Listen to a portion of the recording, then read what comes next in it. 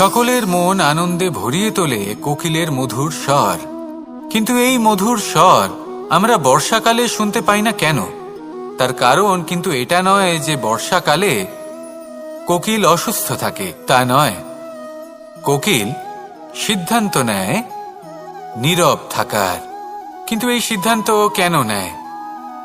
তার কারণ হলো ব্যাঙ। বর্ষার ঋতুতে অনেক ছোট ছোট স্থানে জল জমে, আর সেই কারণে অনেক ব্যাঙের জন্ম হয়। এবার ওই ব্যাঙগুলোর ধ্বনি এতটাই প্রবল হয় যে তাদের মাঝে এই কোকিল যতই মধুর সুরে ডাকুক না কেন, তার স্বর আমাদের কানে পৌঁছবে না। সেই জন্য ও সিদ্ধান্ত নেয় চুপ থাকার। আর এটাই হলো আমাদের জীবনের শিক্ষণীয় বিষয়। আপনি যদি এমন কোথাও থাকেন যেখানে আপনার আশেপাশে মূর্খ মানুষ আছেন, তাহলে সেখানে চুপ করে থাকাই হলো সবথেকে শ্রেষ্ঠ সিদ্ধান্ত।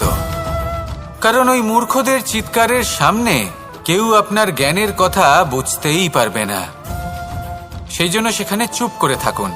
পরবর্তীতে গিয়ে যেমন এই ব্যাঙের ডাক এটা শান্ত হবে আর তারপর থেমে যাবে, ঠিক তেমন মূর্খদের সময় একটা নির্দিষ্ট কালের পর গত হয়। আর তারপরে আসে বিবেকবানদের সময়, আপনার সময়। শুধু ধৈর্য ধরুন। আসুন আর আমার সাথে ভালোবেসে বলুন, রাধা রাধা। মস্তিষ্কের মেধা প্রত্যেক মানুষের কাছেই আছে। এর বর্গীকরণ করা সম্ভব তিনটি স্তরে: নিম্ন, মধ্য এবং উচ্চ। এবার সেই ব্যক্তি যার মস্তিষ্ক মেধা নিম্ন স্তরের, তিনি কোন বিষয়ে কথা বলেন, কোন বিষয়ে আলোচনা করেন, কি কি সেই বিষয় যা নিয়ে এনারা ভাবেন? লেনদেন, লাভ ক্ষতি, সম্পর্ক ভাঙা গড়া, জীবনের এই ছোট ছোট বিষয়গুলি। এর ঊর্ধ্বে এনাদের কথা এবং ভাবনা যায়ই না। এবার যে ব্যক্তি এমন হন যার মস্তিষ্ক মেধা মধ্যস্তরের, সেই ব্যক্তি কি করেন, কোন বিষয়ে কথা বলেন? জীবনের ঘটনাগুলির বিষয়ে কথা বলেন। কি হয়েছিল, কিভাবে হয়েছিল, কিভাবে সেটা আরো বেশি শ্রেষ্ঠ করে তোলা সম্ভব। আর সেই ব্যক্তি যাদের মস্তিষ্ক মেধা উচ্চ স্তরে থাকে, তারা কি নিয়ে ভাবেন, তারা কি নিয়ে আলোচনা করতে থাকেন? তিনি ভাবেন যে কিভাবে নিজের চিন্তা ভাবনা আরো বেশি শ্রেষ্ঠ করে তোলা সম্ভব। তিনি ভাবেন যে কিভাবে আমরা নিজেদের অপগুণগুলিকে দূর করে দিতে পারি, কারণ সেটা করতে পারলে জীবন আপনা থেকেই শ্রেষ্ঠ হয়ে উঠবে। মস্তিষ্ক মেধা আমাদের সবার কাছে আছে। এবার আমাদের এটা বেছে নিতে হবে যে কোন স্তরটা আমরা আপন করতে চাই। যদি আজকের এই মুহূর্তে আপনি নিম্ন স্তরেও থাকেন, তাহলে তা মেনে নিন, চিন্তার কোনো বিষয় নেই। এখনো চাইলে আপনি উচ্চ স্তরে পৌঁছতেই পারেন। সেটাই বেছে নিন, জীবন শ্রেষ্ঠ করে তুলুন, আর আমার সাথে ভালোবেসে বলুন, রাধা রাধা। এই সংসারের প্রত্যেক মানুষ কোনো না কোনো স্থানে অবশ্যই যান। অনেক অনেক স্থানে তাদের যেতে হয়। এবার এমন কিছু মানুষ আছেন যারা সেই স্থানে হয়তো কখনোই যাননি। উদাহরণ হিসেবে বলবো, কিছু মানুষ আছেন যারা মন্দিরে যান, চিকিৎসালয়ে যান, কিছু মানুষ কারোর কারোর বিবাহ উৎসবে যান। আবার কিছু মানুষ আছেন যারা নাস্তিক হন এবং কখনোই মন্দিরে যান না। কিছু মানুষ অসুস্থ হন না, তাই চিকিৎসালয়ে যেতে হয় না। এমনও কিছু মানুষ থাকেন যারা সামাজিক উৎসব থেকে দূরে থাকাটাই পছন্দ করেন। যে কোনো মানুষ হোক, যা কিছুই তার চয়ন হোক না কেন, প্রত্যেক মানুষকে একটি স্থানে অবশ্যই যেতে হয়। এমন একটি স্থান আছে, সেই স্থানের নাম হলো মৃত্যুদ্বার। এবার এটা আবশ্যক নয় যে ঠিক মৃত্যুর পরেই আপনি মৃত্যুদ্বারে পৌঁছে যাবেন। এমন অনেক মানুষ আছেন যারা মৃত্যুর পূর্বেই মৃত্যুদ্বারে পৌঁছে ফিরে এসেছেন, আর তারা অনুভব করেছেন যে এই সংসারের সময় চক্রের সম্মুখে তাদের অস্তিত্ব কতটা ক্ষীণ। ওনারা এই কথা বুঝে গেছেন। বড় বড় জ্ঞানী মহান ব্যক্তি ছিলেন, তারা এসেছেন, কর্ম করেছেন এবং শেষে তারাও মৃত্যুদ্বারে প্রবেশ করেছেন। অবশেষে তারাও পঞ্চমহাভূতের সাথে মিলিত হয়েছেন। তাহলে আপনার কিসের এত অহংকার? এই জীবনে কেউ অমর নন। জীবনে কতদিন আমরা বাঁচবো এটাও আমরা জানি না। তাই এই জীবন যাপন করুন। এই জীবনের প্রত্যেক মুহূর্ত এমনভাবে যাপন করুন, এই কথা মাথায় রেখে যে যে কোনো মুহূর্তে আমাদের মৃত্যুদ্বারে প্রবেশ করতে হতে পারে, তাই না? আসুন আর আমার সাথে ভালোবেসে বলুন, রাধা রাধা। এই জীবনে 3টি গুরুত্বপূর্ণ শব্দ আছে যা বোঝা আমাদের কাছে খুব গুরুত্বপূর্ণ, এবং এই 3টি শব্দের নিজস্ব অর্থ আছে। প্রথম হলো সঙ্গবদ্ধতা, অর্থাৎ একসাথে মিলে কাজ করতে হবে, একসাথে মিলে পরিশ্রম করতে হবে, সামনে এগোতে হবে। এরকম করতে পারলে আপনার শক্তি বৃদ্ধি পাবে, আপনার ক্ষমতা বৃদ্ধি পাবে, আপনি এগোতে পারবেন এবং অনেক দূরে যেতে পারবেন। দ্বিতীয় হলো আত্মবিশ্বাস। হেরে যাওয়া বস্তুও আবার জিতে নিতে পারবেন। যদি আপনার নিজের আত্মবিশ্বাস থাকে তাহলে আপনি কখনো পরাজিত হবেন না। এবং তৃতীয় হলো অহংকার। জয়লাভ করার পরেও কিন্তু এটা আপনাকে পরাজিত করতে পারে। সেই জন্য জীবনে সঙ্গবদ্ধ হন, আত্মবিশ্বাস রাখুন, কিন্তু কখনোই অহংকার করবেন না। এই অহংকার আপনার থেকে সব কিছু কেড়ে নিতে পারে। এই অহংকারের জন্যই মথুরাপতি কংস নিজের পতনের দিকে অগ্রসর হয়েছিলেন। এই অহংকারকে ত্যাগ করুন আর আমার সাথে ভালোবেসে বলুন, রাধা রাধা। মানুষের সব থেকে বড় পুঁজি কি? তার সব থেকে বড় শক্তি কি?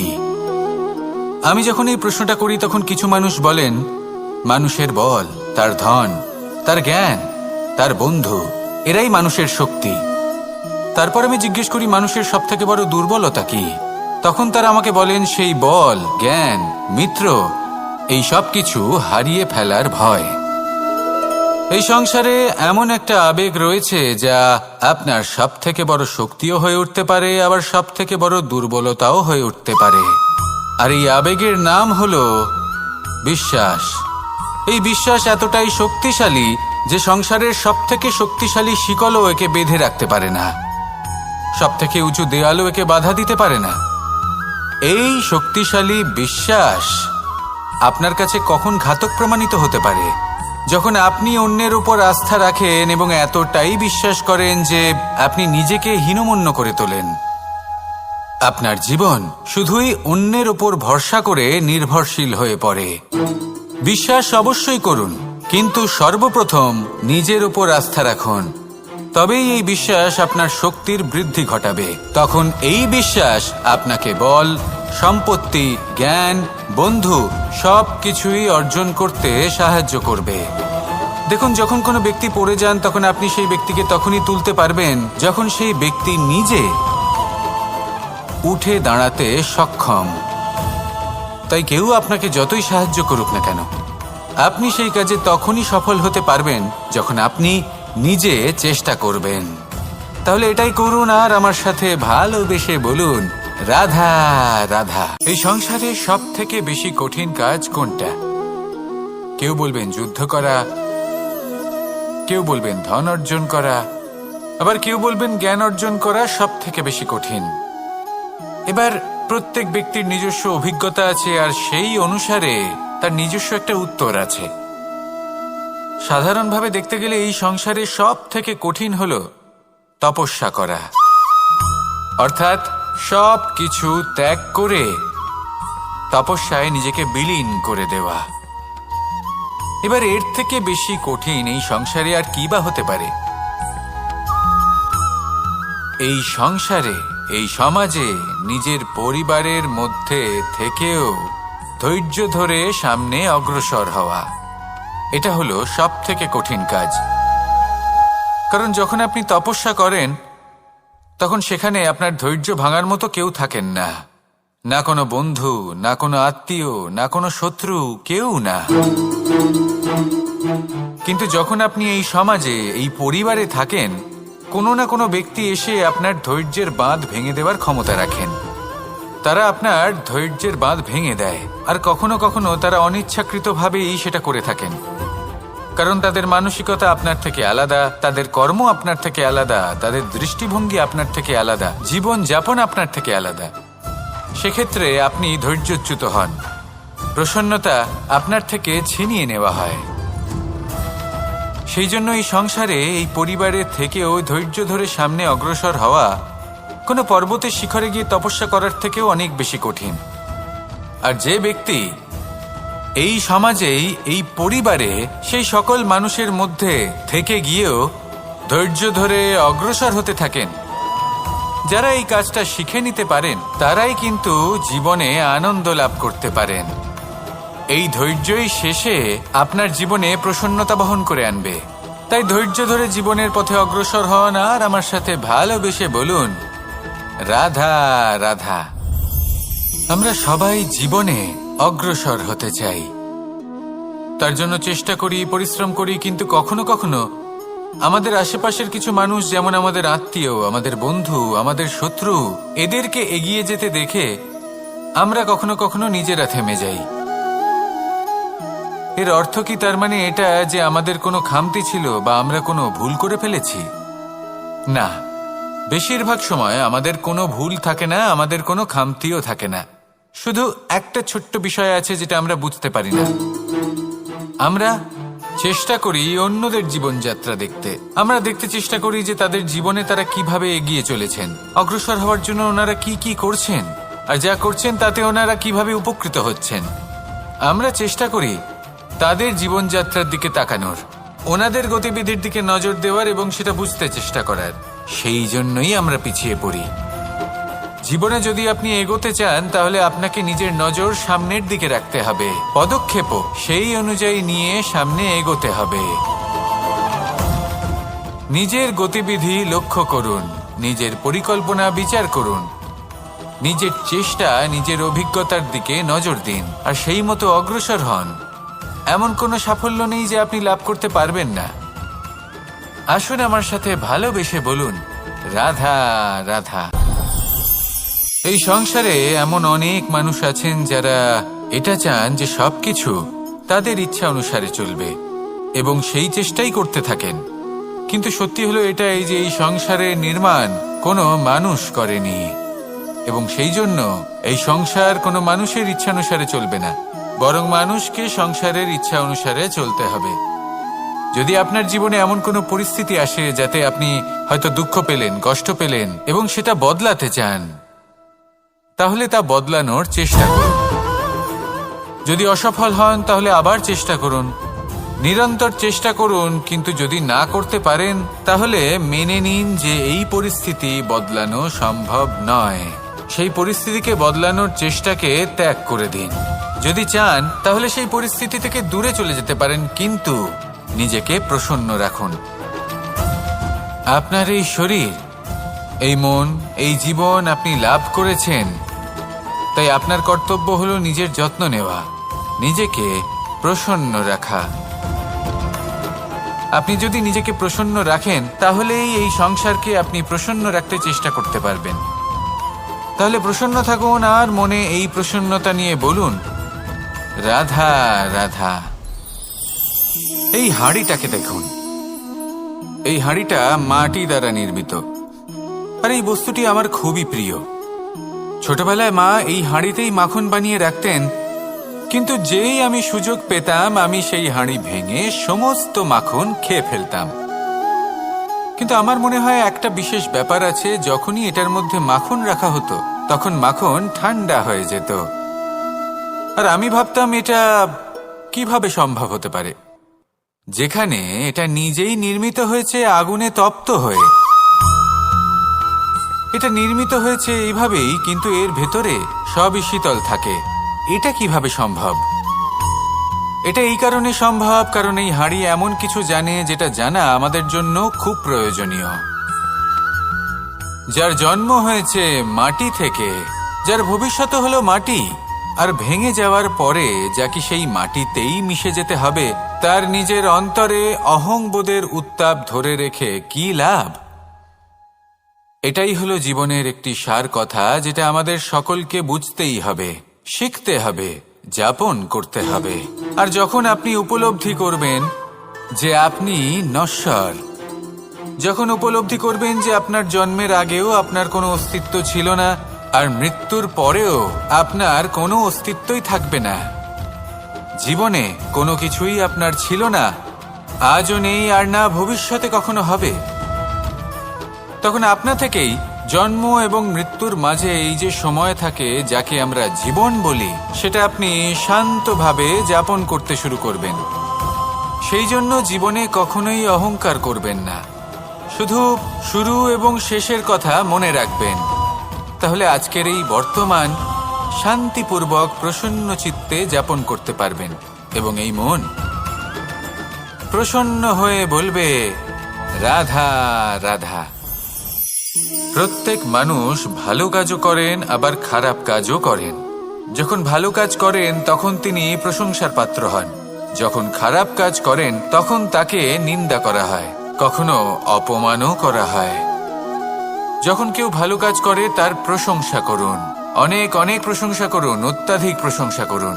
কারোর প্রশংসা করলে আপনার কোনো ক্ষতি হবে না, কিন্তু যদি কোনো ব্যক্তি খারাপ কাজ করেন বা তার কোনো ভুল হয়ে থাকে, যদি আপনি তাকে অপমান করে থাকেন, তার নিন্দা করেন, তাহলে একটা কথা মনে রাখবেন, সেই ব্যক্তি এই ঋণের কথা ভুলবে না, বরং সঠিক সময়ে এলে পরে নিজের স্বভাব অনুসারে এই ঋণ শোধ করবে। আসুন আমার সাথে ভালোবেসে বলুন রাধা রাধা। এই সংসারে আমরা শুধু সেই বস্তুগুলিকেই অনুভব করতে পারি যেগুলো আমাদের পঞ্চ ইন্দ্রিয় গ্রাহ্য করে, যেমন যেমন আমরা চোখ দিয়ে দেখতে পাই, কান দিয়ে শুনতে পারি, আদি ইত্যাদি।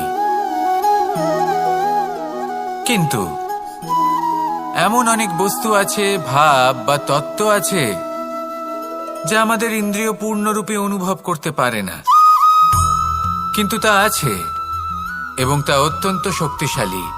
যেমন বায়ু। বায়ু আমরা দেখতে পাই না, কিন্তু তার শক্তির প্রমাণ আমার নতুন করে দেওয়ার কোনো প্রয়োজন নেই। ঠিক তেমনই দুটি বোধ আছে, যা চোখে দেখা যায় না, আমরা তা শুনতেও পাই না, কিন্তু তা আছে এবং তা অত্যন্ত শক্তিশালী। এই দুই বোধ হল প্রার্থনা এবং বিশ্বাস। এই দুই বোধ যার মধ্যে আছে, সেই সংসারে সব কিছু করতে পারে, যে কোনো শিখরে পৌঁছতে পারে, তার পক্ষে কোনো কিছুই অসম্ভব নয়। একটা উদাহরণ দিই, তাহলে দ্রৌপদীর সেই কাহিনীকে স্মরণ করুন, মাতা দেবকীর বিশ্বাসকে স্মরণ করুন। ওনার বিশ্বাস ছিল যে একদিন আমার পুত্র আসবে আর কংসকে বধ করবে, আর ঠিক এমনটাই হলো। সত্যি কথা বলতে এই সংসার আমাকে ঈশ্বর বলে মনে করে, কিন্তু আমি এটা মনে করি যে আমি হলাম সকলের প্রার্থনা এবং বিশ্বাসের একটি সত্তা। এনাদের প্রার্থনা এবং বিশ্বাসের মাধ্যমে ঈশ্বর এই শক্তি লাভ করেন, এবং সেই শক্তি দ্বারা তিনি সবার মঙ্গল করতে থাকেন। বিশ্বাস এবং প্রার্থনা, এই দুই ভাব নিজের মনে জাগ্রত করুন আর আমার সাথে ভালোবেসে বলুন রাধা রাধা। মন্দিরে যখনই আপনি যান, সেখানে অবস্থিত প্রতিমার চরণ স্পর্শ করেন। যখন শিবলিঙ্গের অভিষেক করেন, তখন স্বয়ং নিজে হাতে দুধ এবং জল দিয়ে তা ধৌত করেন, তার প্রক্ষালন করেন। কিন্তু এর পেছনে কোনো অন্ধবিশ্বাস নেই। এখানে বিষয়টা হলো ঊর্জা সংক্রান্ত। যে কোনো ব্যক্তি হোক বা কোনো বস্তু, তার নিজস্ব একটি বিশেষ ঊর্জা থাকে। সেই জন্য যখনই আমরা বড়দের চরণ স্পর্শ করি, তখন সেই স্পর্শ দ্বারা সেই বিশেষ ঊর্জা আমরা নিজের অন্তরে সমাহিত করি। তাই সব সময় মনে রাখবেন, কারোর চরণ স্পর্শ করার অর্থ এটা নয় যে আপনি কারোর সামনে তুচ্ছ হয়ে যাচ্ছেন। এর অর্থ হলো এটাই যে বড় হওয়ার জন্য সেই বিশেষ ঊর্জা আপনি তার থেকে প্রাপ্ত করছেন। আর এই জীবনের আরেকটা বড় সত্য হলো এটাই যে যদি আপনি জীবনে কিছু লাভ করতে চান, তবে নতমস্তক হতে শিখুন। তা হয় সেটা পরমেশ্বরের সামনে, বা মন্দিরের প্রতিমার সামনে, বা মাতা পিতার সামনে, বা কোনো মহাপুরুষের সামনে, বা ভালোবাসার সামনে। আসুন আর আমার সাথে ভালোবেসে বলুন রাধা রাধা। রুদ্রাক্ষ। এই রুদ্রাক্ষ আসলে কি? কথায় আছে যে যখন রুদ্রের চোখ থেকে অশ্রু নির্গত হয়েছিল, তখন যে স্থানে সেই চোখের জল পড়েছিল সেই প্রত্যেকটি স্থানে একটি করে গাছের জন্ম হয়, আর সেই গাছ থেকেই আমরা রুদ্রাক্ষ লাভ করে থাকি। সেই রুদ্রাক্ষ যা নেতিবাচক শক্তির হাত থেকে আমাদের রক্ষা করে, যা আমাদের যাতনা এবং দুঃখ হরণ করে। আমার আরাধ্য মহাদেব যখন উনি হলাহল গ্রহণ করেছিলেন এই সংসারকে, এই সংসারের সব থেকে বড় বিপদের হাত থেকে রক্ষা করবেন বলে, তখন উনি সবার যন্ত্রণা হরণ করেছিলেন, সবাইকে রক্ষা করেছিলেন। আর সেই জন্য ওনার চোখের জল এতটাই শক্তিশালী যে সেটা আমাদের রক্ষা করতে পারে, যন্ত্রণা দূর করতে পারে। তাহলে এর অর্থ কি এটাই যে আমাদের সবাইকে রুদ্রাক্ষ ধারণ করতে হবে? না, সেটা তো আপনার নির্বাচন। এর দ্বারা আমরা এই শিক্ষা লাভ করি যে যখনই আপনি অশ্রুপাত করবেন, এইভাবে করবেন তাতে যেন সংসারের মঙ্গল করতে পারেন। যদি আপনি নিজেও যন্ত্রণায় থাকেন, তখনও অন্য কারোর যন্ত্রণাকে হরণ করতে পারেন, অন্য কারোর সংকট আপনি দূর করতে পারেন, অন্য কাউকে সাহায্য করতে পারেন। তাহলে আপনিও রুদ্রাক্ষের মতো পূজনীয় হয়ে উঠতে পারবেন। আসুন আর আমার সাথে ভালোবেসে বলুন, রাধা রাধা। মানুষের সব থেকে বড় পুঁজি কি? তার সব থেকে বড় শক্তি কি? আমি যখন এই প্রশ্নটা করি তখন কিছু মানুষ বলেন মানুষের বল, তার ধন, তার জ্ঞান, তার বন্ধু, এরাই মানুষের শক্তি। তারপর আমি জিজ্ঞেস করি মানুষের সব থেকে বড় দুর্বলতা কি? তখন তারা আমাকে বলেন সেই বল, জ্ঞান, মিত্র, এই সব কিছু হারিয়ে ফেলার ভয়। এই সংসারে এমন একটা আবেগ রয়েছে যা আপনার সব থেকে বড় শক্তিও হয়ে উঠতে পারে, আবার সব থেকে বড় দুর্বলতাও হয়ে উঠতে পারে।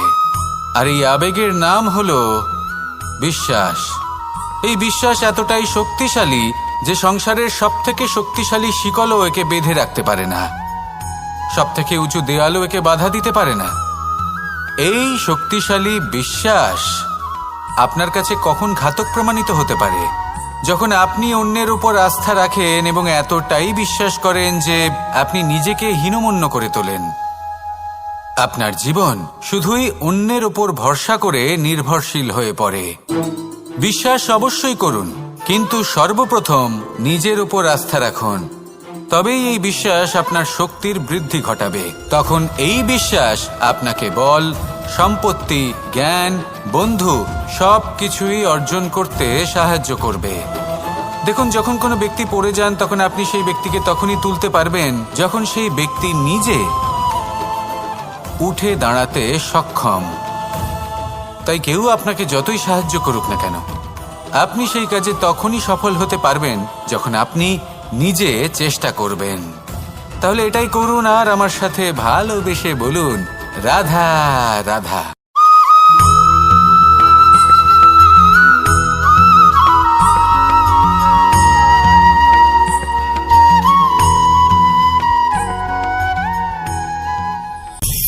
আমাদের সকলের জীবনে একটা লক্ষ্য থাকে যেটা আমরা লাভ করতে চাই।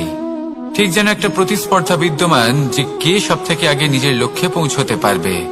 আর সেই জন্য আমরা সকলেই খুব তাড়াতাড়ি এগোতে চেষ্টা করি, বড় এবং দীর্ঘ পদক্ষেপ ফেলি যাতে তাড়াতাড়ি নিজের লক্ষ্যে পৌঁছতে পারি।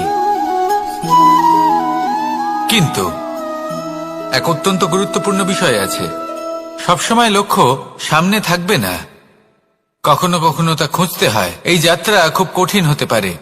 আর ঠিক এই কারণেই সবসময় দ্রুত গতিতে চলা বা তাড়াতাড়ি পথে চলা সেটা আবশ্যক নয়। তার থেকেও বেশি গুরুত্বপূর্ণ হলো ভেবেচিন্তে তারপর পথ চলা। যদি ভেবেচিন্তে পদক্ষেপ ফেলেন, চলতে পারেন, তাহলে সেটাই সর্বশ্রেষ্ঠ পদক্ষেপ। কখন কোন দিকে যেতে হবে, কখন কোথায় দিক পাল্টানো যাবে না, কখন গতি বেশি রাখতে হবে, কখন কম, কখন থামবো, কখন চলবো, এই সব কিছুর বিষয়ে জ্ঞান অত্যন্ত গুরুত্বপূর্ণ এবং ভেবে চিন্তে চলতেই হবে। সেই জন্য শুধু তীব্র গতিতে সামনে এগোলে চলবে না, ভাবনা চিন্তা করে এগোতে হবে। আসুন আমার সাথে ভালোবেসে বলুন, রাধা রাধা। কখনো কোনো প্রজাপতিকে উড়তে দেখেছেন? কি সুন্দর উড়ে বেড়ায় সে, এক ফুল থেকে অন্য ফুলে, এক পাতা থেকে অন্য পাতার উপর। কিন্তু সে কিভাবে উড়তে শেখে কখনো ভেবেছেন? জন্ম থেকেই কিন্তু প্রজাপতির ডানা থাকে না, ও কিন্তু ছোট্ট একটা ডিমের আকারে জন্ম লাভ করে। তারপর সেই ডিমটি ভেঙে একটি কীট বাইরে আসে। আস্তে আস্তে সে বড় হয়, ওর শক্তি বৃদ্ধি পায়। তারপর সে সেই কীট দশা ত্যাগ করে নিজের ডানাগুলি মেলে। এই প্রক্রিয়া তার কাছে সরল নয়, অত্যন্ত যন্ত্রণাদায়ক প্রক্রিয়া, কিন্তু সে সেই যন্ত্রণা মেনে নেয়। আর তারপর আস্তে আস্তে সে উড়তে শেখে। শুধুমাত্র আকাশে উড়ে বেড়ায় তা নয়, আমাদের মনের মাঝে উড়ে বেড়ায়। এবার এই ডিম থেকে প্রজাপতি হয়ে ওঠার যে যাত্রা, এটা যতটা কঠিন, ততটাই কঠিন হয় এই সংসারে শ্রেষ্ঠ কর্ম করা, ততটাই কঠিন হয় এই সংসারে মহান হয়ে ওঠা। সেই জন্য প্রয়োজনীয় প্রচেষ্টা এবং সময়। নিরন্তর প্রচেষ্টা করতে থাকুন, পর্যাপ্ত সময় নিন, এবং আপনি নিজেকে এই আকাশে উড়ন্ত অবস্থায় পাবেন। আসুন আমার সাথে ভালোবেসে বলুন, রাধা রাধা। পায়েস হলো আমার বিশেষ প্রিয়। এর মধুর স্বাদ মনকে প্রফুল্ল করে তোলে। ছোটবেলায় মা আমার জন্য পায়েস বানাতেন এবং আমাকে বলতেন যে গরম থাকতে থাকতে খেয়ে নে কানাই, ঠান্ডা হয়ে গেলে ভালো লাগবে না। কিন্তু আমিও দুষ্টু ছিলাম, ঠান্ডা হওয়া পর্যন্ত অপেক্ষা করতাম, আর ঠান্ডা হয়ে যাওয়ার পরে মার কাছে যেতাম আর ওনাকে বলতাম যে মা, পায়েস তো ঠান্ডা হয়ে গেছে, এটা গরম করে দিন। তখন মা হাসতেন আর বলতেন যে পায়েস না হয় আমি আবার গরম করে দেব কানাই, কিন্তু এর মধুর স্বাদ, সেই মিষ্টত্ব, সেই সুবাস, সেটা আবার ফিরে আসবে না। কথাটা সত্যি। আর এই সত্যটাই আমাদেরও জীবনের সত্য। আমাদের জীবনের মধুর সম্পর্কগুলি, এতে যখন কটুভাব প্রবেশ করে তখন সেই মিষ্টত্ব ফিরিয়ে আনা প্রায় অসম্ভব ব্যাপার হয়ে যায়। আপনি চেষ্টা করে সেই সম্পর্ক ঠিক করতেই পারবেন, তার জন্য অগাধ পরিশ্রম করতে হবে, কিন্তু আবার সেই মিষ্টত্ব কখনো ফিরে আসবে না। সেই জন্য আপনার জীবনের যে মধুর সম্পর্ক আছে, যতটা সম্ভব চেষ্টা করুন তাতে মিষ্টত্ব বজায় রাখতে। কটুভাব আসতে দেবেন না। আসুন আর আমার সাথে মধুর স্বরে বলুন, রাধা রাধা। শব্দ, শব্দ আসলে কি? শুধুই কয়েকটি অক্ষরের সমষ্টি, নাকি আমাদের বাণী? এই শব্দ এমন এক শক্তি যা কাউকেই নিজের বশবর্তী করে ফেলতে পারে। শব্দ এমন এক অস্ত্র যা কাউকে ক্ষত বিক্ষত করে দিতে পারে। এই শব্দ হলো একটি নাদ স্বরূপ যা কোনো ঘুমন্ত ব্যক্তিকেও জাগিয়ে তুলতে পারে এবং নিজের লক্ষ্যের দিকে অগ্রসর করতে পারে। শব্দে এত শক্তি আছে যে কারোর মনে এতটা আঘাত দিতে পারে যে সে হয়তো জীবনে আর কখনো এগোতেই পারল না।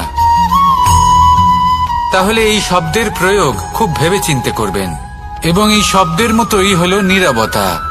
অনেক সময় এই নীরবতা আমাদের সহায়ক হয়ে ওঠে, অনেক সময় এটা আমাদের অনুশোচনাকে অনেক বেশি বাড়িয়ে তুলতে পারে।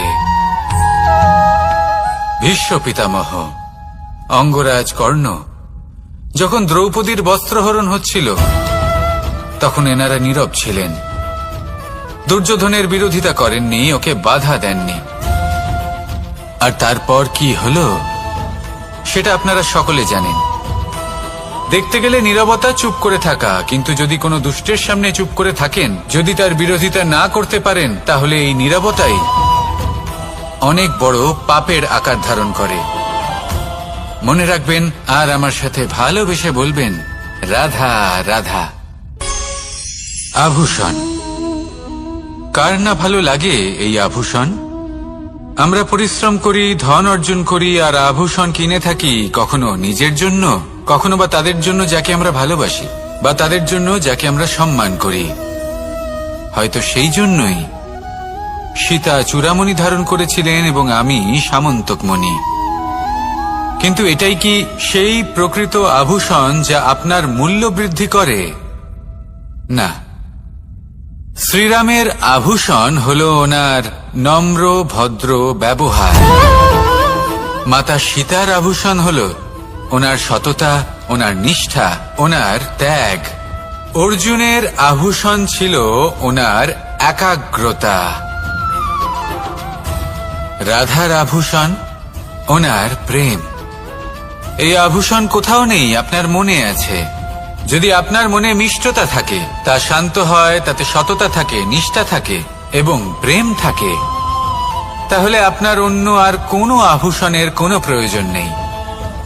আপনি যতই ভিড়ের মাঝে থাকুন, আপনার ঔজ্জ্বল্য চোখে পড়বে। আসুন আর আমার সাথে ভালোবেসে বলুন, রাধা রাধা। এই সংসারের সবথেকে বড় সত্যি হলো জন্ম এবং মৃত্যু, কিন্তু আরো বড় একটা সত্য আছে, মিত্র এবং শত্রু, যা আমাদের সকলের জীবনে থাকে। মিত্র সে যে আমাদের সঙ্গ দেয় এবং সংসারের সবথেকে উঁচু শিখরে আমাদের নিয়ে যায়, এবং শত্রু সে যে যে কোনো মুহূর্তে যে কোনো শিখর থেকে আমাদের নিচে ফেলে দিতে পারে। এবার বিচিত্র ব্যাপার হলো এটাই যে আমরা নিজেরাই এদের সাথে নিয়ে চলি, নিজেরাই এদের পালন করি। তা কি করে? প্রথমে বুঝুন এই মিত্র এবং শত্রু কারা। আপনার নিজের মন, আর কেউ নয়। এই মনই হলো মিত্র যখন তাতে ভারসাম্য বজায় থাকে, তা নিয়ন্ত্রিত থাকে, তা পবিত্র হয়। কিন্তু যদি এই মন অনিয়ন্ত্রিত হয়ে পড়ে, যদি আপনাকে সে নিয়ন্ত্রণ করতে শুরু করে, তখন সেই আপনার সবথেকে বড় শত্রু হয়। সেই জন্য এই মনের ওপর নিয়ন্ত্রণ রাখতে শিখুন, এতে ভারসাম্য বজায় রাখতে শিখুন। তাহলে আপনি এমন এক বন্ধুকে পাবেন যে আপনাকে এই সংসারের শিখরে পৌঁছে দেবে। আসুন আমার সাথে ভালোবেসে বলুন, রাধা রাধা। ঈশ্বর আসলে কে? সংসারের বেশিরভাগ মানুষের কাছে ঈশ্বর হলেন এই সংসারের রচয়িতা, পালনকর্তা। কারোর কাছে উনি জ্ঞাতা, কারোর কাছে উনি হলেন আস্থার প্রতীক, আবার কারোর জন্য শুধুমাত্র অন্ধ বিশ্বাস। কিন্তু এই ঈশ্বর কি কোনো শরীর, নাকি একটা বোধ, নাকি শুধুই শ্রদ্ধা? ঈশ্বর হলেন তিনি যিনি হলেন আপনার ইষ্ট। সেই জন্যই তো গুরু, মাতা, পিতা এনাদেরও ঈশ্বরই বলা হয়েছে। যাদেরকে আমরা ঈশ্বর বলে মনে করি, যারা আমাদের ইষ্ট, তাঁরা আমাদের একটি পথ দেখান, একটি দিকে চালিত করেন। সেই পথে চলে আপনি শুভ কর্ম করতে পারেন। আর যখন কোনো ব্যক্তি তার ঈশ্বরের আদেশ পালন করেন, তখন সে নিজে থেকেই শুভ পথে অগ্রসর হয়ে যান। বেশ কয়েকজন মানুষ ঈশ্বরের ওপর আস্থা রাখেন এবং ভাবেন যে অনুচিত কোনো কাজ করা উচিত নয়, ঈশ্বর দেখছেন। ওনারা ভয় পান যে কোনো অনুচিত কর্ম করলে কে জানে তার পরিণাম কি হবে। এমন অনেক ব্যক্তি রয়েছেন যারা ঈশ্বরকে বিশ্বাস করেন এবং জানেন যে ঈশ্বর তাদেরকে দেখছেন, তাই যে যে শুভ কর্ম ওনারা করেছেন তার ফল তারা অবশ্যই পাবেন।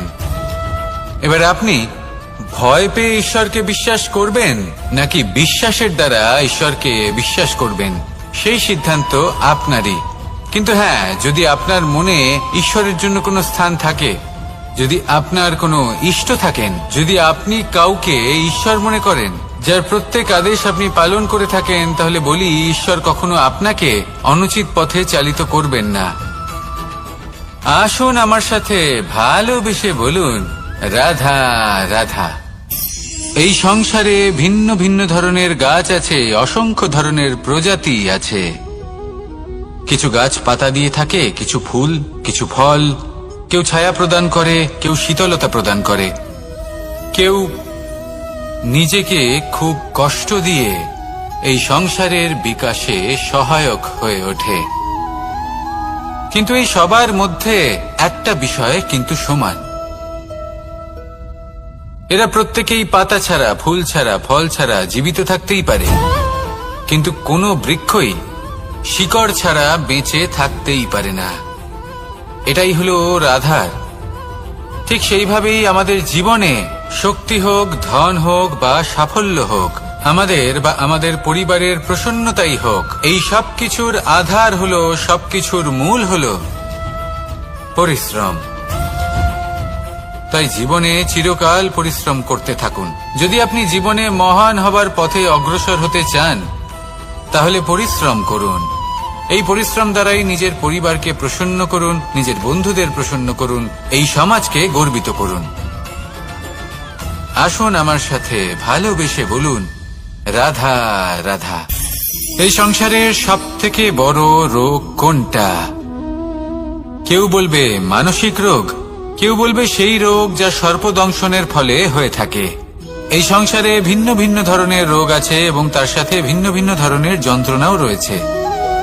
এমন একটা রোগ আছে যা চোখে দেখা যায় না, যা আপনার শরীরে কোনো দাগ রেখে যায় না, কিন্তু আপনার আত্মাকে পর্যন্ত ক্ষত বিক্ষত করে, অসুস্থ করে তোলে, বিনাশ করে দেয় আপনাকে এবং তার সাথে আপনার আত্মাকেও।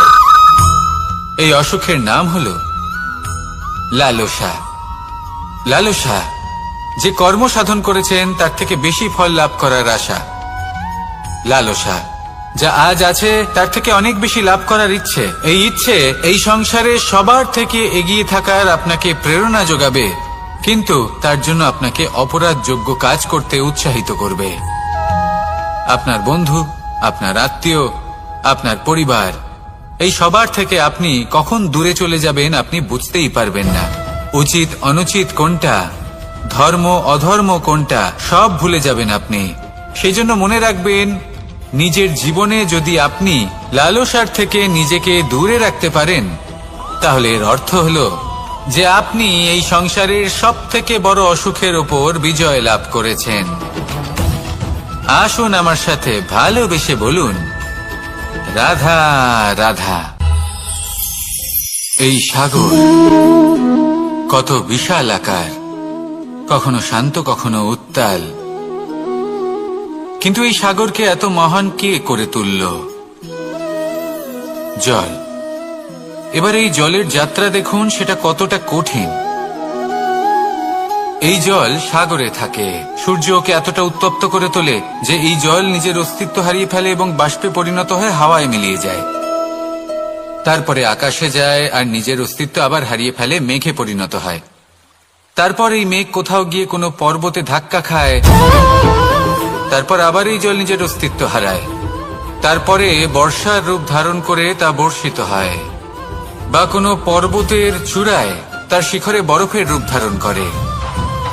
তারপরে এই বর্ষা মাটির দিকে নিজের যাত্রা শুরু করে। এবার মাটিতে ঝরে পড়া এই বর্ষা স্রোতের আকার ধারণ করে এবং আস্তে আস্তে বইতে থাকে। এই নদীর আকার ধারণ করে এবং নদী রূপে বইতে বইতে পাথরে ধাক্কা খায় বা কোনো পর্বতে ধাক্কা খায়, আর তারপর এই নদী এসে সাগরে সমাহিত হয়ে যায়। নদীর এই জল আবারও নিজের অস্তিত্ব হারিয়ে ফেলে, কিন্তু এইবার সেই জল নিজেই সাগরে পরিণত হয়। এটা আমাদের সকলের জন্য একটা শিক্ষা যে এই সংসারে জীবন এবং সময়ের হলো এক অনন্ত যাত্রা।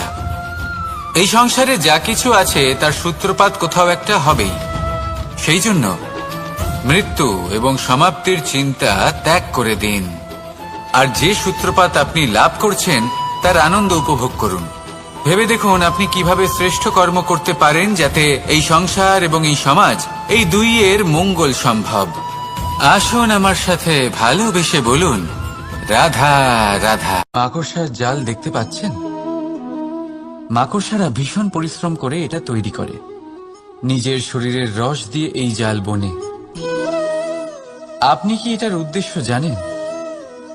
আসলে মাকড়সা এই জালে ছোট কীটপতঙ্গ ধরে তাদেরকে খাদ্যরূপে গ্রহণ করে। কিন্তু আপনি কি এই কথা জানেন যে একদিন মাকড়সা নিজেই নিজের জালে জড়িয়ে মৃত্যুবরণ করে থাকে? বলুন কি করেন আপনি এই জাল দেখতে পেলে? দেখতে পেলেই মুছে ফেলেন এর অস্তিত্ব, তাই না? তেমনি অন্যদিকে পাখির বাসা। পাখিরাও ভীষণ পরিশ্রম করে এটা তৈরি করে, কিন্তু যদি পাখি একদিন এটা ছেড়ে চলে যায় তাহলেও লোকে এটা নষ্ট করে দেয় না। কারণটা কি? এর কারণ হলো এর নির্মাণ জীবন সঞ্চারের জন্য করা হয়েছিল, নষ্ট করার জন্য নয়। তাই মনে রাখবেন, জীবনে আপনার পরিশ্রম যতই বেশি হোক না কেন, যদি আপনার লক্ষ্য শুভ না হয়, তাহলে আপনারও বিনাশ নিশ্চিত। তাই সৃজন করতেই থাকুন আর মুগ্ধ হয়ে বলুন, রাধা রাধা।